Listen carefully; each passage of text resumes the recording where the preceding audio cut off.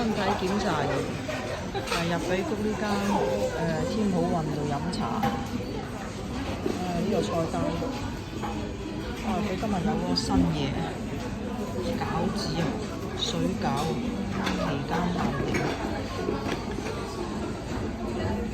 呢個蝦餃，哇好多煙啊，啱啱蒸出嚟，你睇唔睇到啊？呢個係燒賣，呢個係蝦餃，呢個食咗一粒嚟嘅。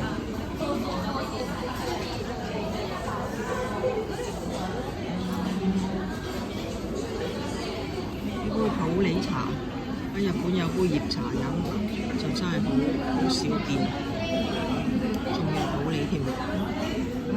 糯米雞啊，本身就咧想點牛肉丸嘅，咁啊冇咗牛肉丸啦而家，咁啊點咗隻糯米雞食下啦，都幾大隻嘅，980蚊，升咗價，雖然佢升咗價，之前咧就好似冇咁貴嘅，不過都係咁大隻。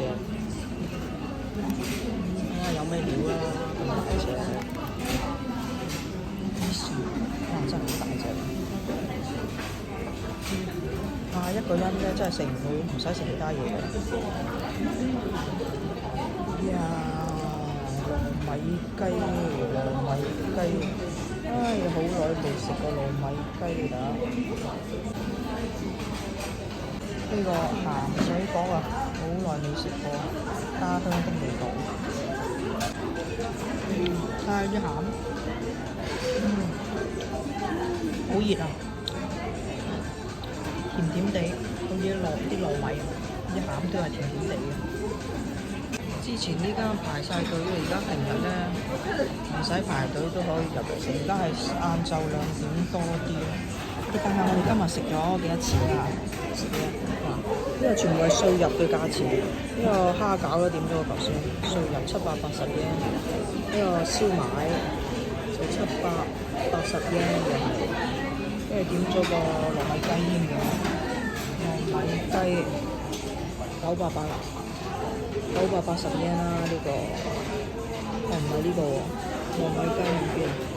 古法糯米雞，呢個980yen，古法糯米雞，跟住再點咗一個